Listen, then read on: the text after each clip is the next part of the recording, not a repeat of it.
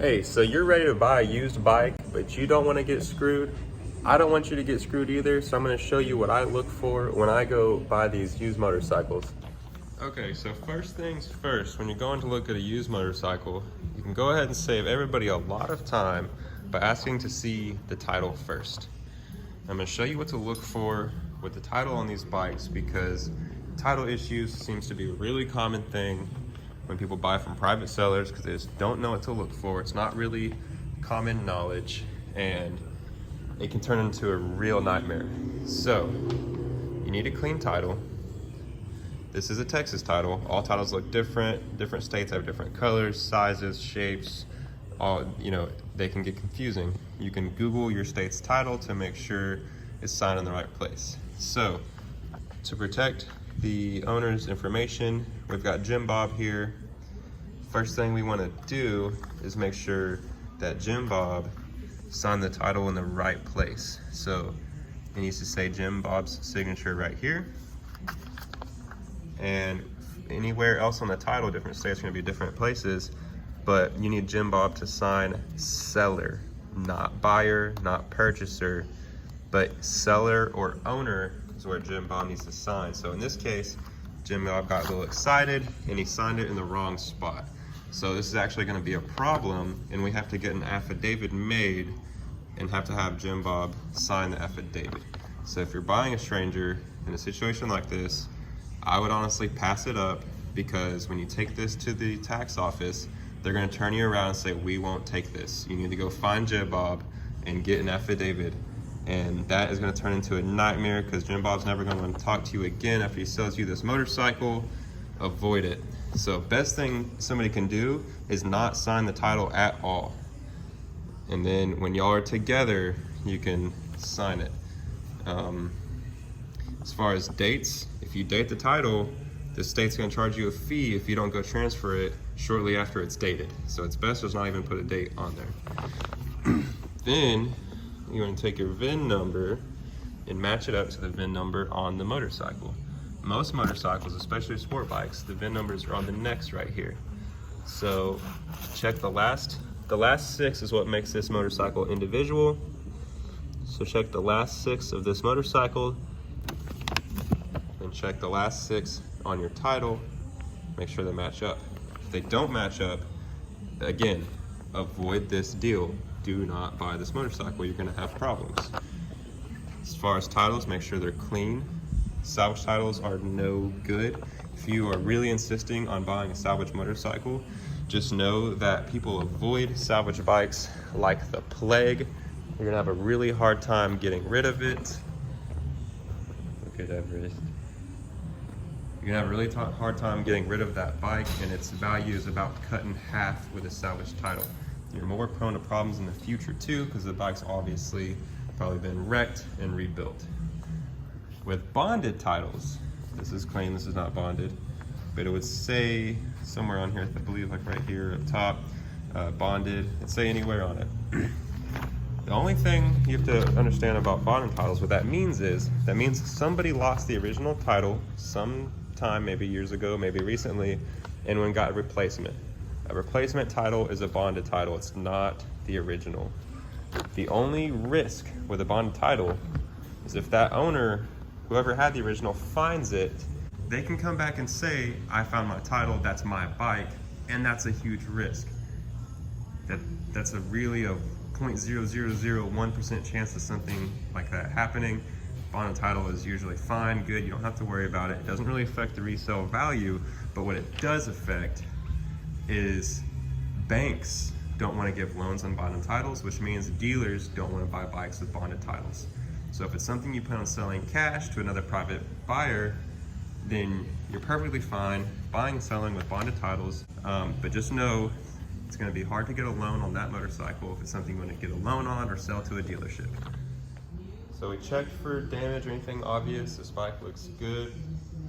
Now the next thing I would jump to is go ahead and do a safety inspection.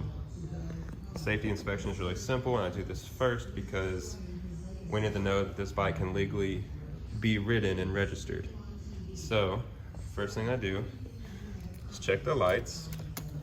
So we key on the ignition, and while we have the ignition on, we're gonna check the miles. Make sure those are the miles we knew that bike had. Make sure this number on here is equal to or higher than the number of miles on the title. If the number on the bike is lower than the number on the title, avoid that bike. Again, that's gonna be a problem. You're gonna have issues, you won't be able to get it registered. So, we're gonna have some bikes you have to key on to get the lights to work, especially the brights. So right now we just have running lights. I'm gonna turn the bike all the way on. Red lights are on. I'm gonna check the bright. That's good. Tail light's good. So we're gonna check the brake light. And check the front lever too.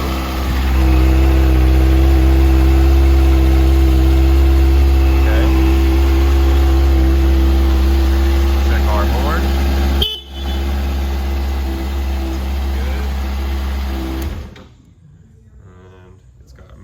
Which are not always required. And now we're gonna check our tire, the wear on the tire. If it's too low, you can't pass inspection. And this one is gonna be okay. Mainly if there's no tread in the center, your tire's getting really low. So this one's getting down there, but it's still rideable. It's still got decent tread all through here. But it's definitely on the lower side.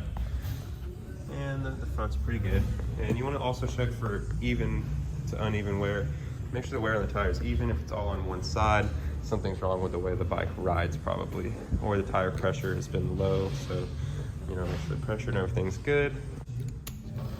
We can also check our turn signals.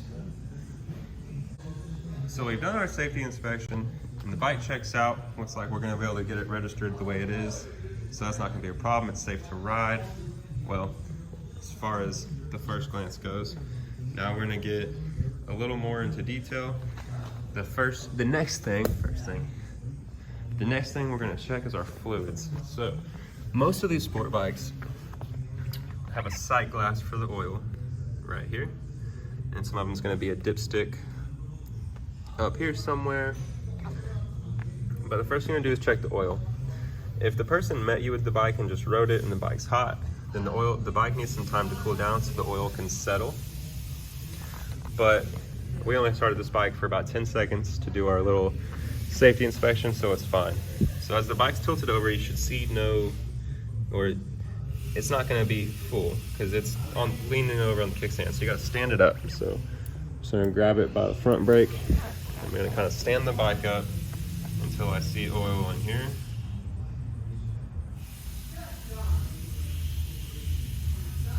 There it goes. We're almost balanced. Bike's almost balanced. Okay. So the oil is almost exactly at the fill line. Put it back down. It's a lot easier if you have somebody to help you too, so you don't have to worry about dropping the bike on yourself.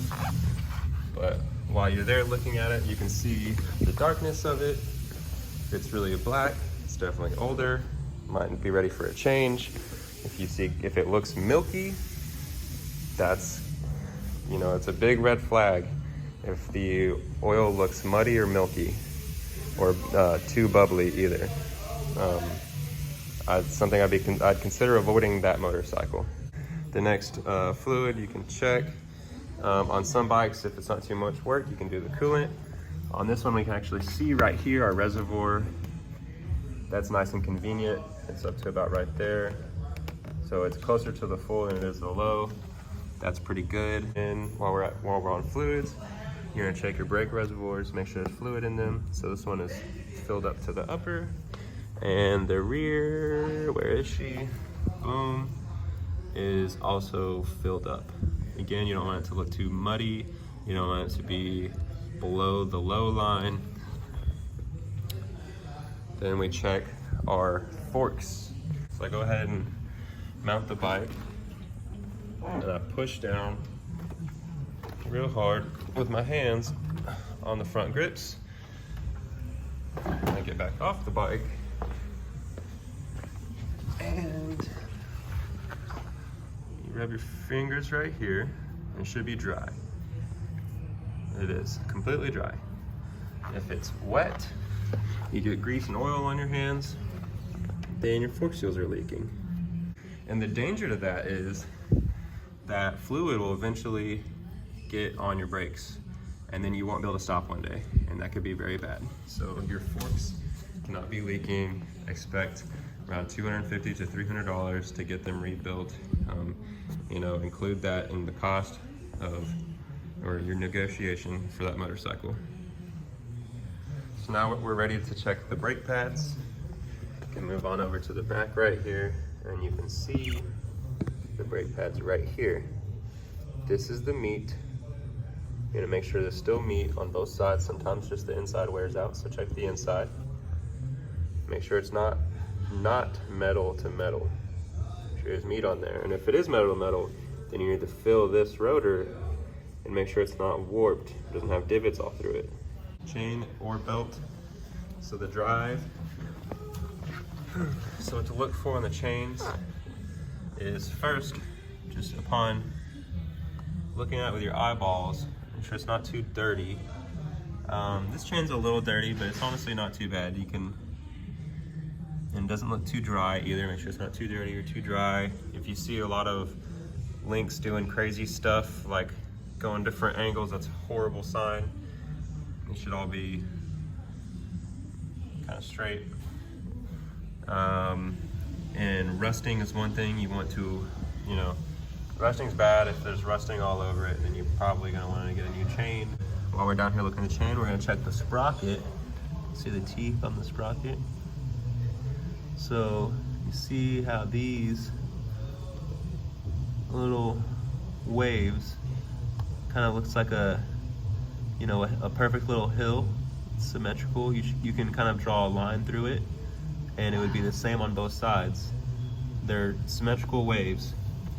If it looks like waves going this way, or anyway, if it looks like they look starting to look wavy and not symmetrical, like you can't, you know, put your finger in this, it's not perfect hill. Yeah, once it starts waving, you need a new sprocket. Or those teeth start getting too thin as well. So you make sure your teeth aren't too thin and they're not too wavy. So when you're checking the chain for slack, the chain should have a little bit of play, but not so loose that it's just, it should only have a couple inches of play. That's, I guess, the best way to put it. And even that might be kind of much. 2 fingers is kind of the rule. So 2 fingers of play, kind of the rule of thumb that I've heard before. I don't know how accurate that is, but it also shouldn't be so tight where you can't move it at all. Now that we've checked that, next thing I check is inside the fuel tank and cap. So we'll go ahead and pop it open. Boom. And what we're looking for in here is rust, debris, dirt. We're looking for it in here, everywhere in here, and down into the gas tank. If there is a bunch of crud in here, that is another bad sign. So this one is really nice and clean. So now that we've done our basic inspection, you're ready to ride the motorcycle if you want to proceed. So, boom. When you're riding the bike, you want the biggest things, you want to make sure the power application is smooth. It's not too choppy or doesn't bog when you give it throttle. You want to make sure the braking is good and reliable. There's no bubbles in the lines. It's not too squishy. Make sure your front and rear brake are both strong. Then you want to check your handling and make sure when you're riding, the bike goes in a straight line, and when you're going straight, your handlebars are straight, or your clip-ons. Another thing that's very common is somebody dropped the bike and the clip-ons are bent, or something's bent, who knows what it could be, and to be going straight, you're kind of like this. So it's very common, and you never know unless you rode the bike. So you gotta ride the bike, or have somebody ride it for you if you don't have experience. But yet make sure that handling is straight. Well, now that you've ridden the bike, if everything checks out with you and you like it and you're comfortable, and only if you're comfortable and very confident that you want this. If you have a gut feeling, follow your gut feeling and don't get it. Even if it's a good deal and you're disappointed, you're excited, you drove a long way for it, trust me, it feels really good walking away from a motorcycle that you had a bad feeling about instead of letting the pressure make you buy it. So trust your gut. Do not do what you're not comfortable doing. So if you feel good about it, get your motorcycle. All right, well, I hope this helped. I hope this helps a lot of you avoid getting screwed and just feel more confident about your motorcycle buying experience, especially dealing with private sellers on Facebook and Craigslist. I know there's a lot of people getting screwed out there, and I just want to help y'all avoid that. So, all right, see y'all in the next one.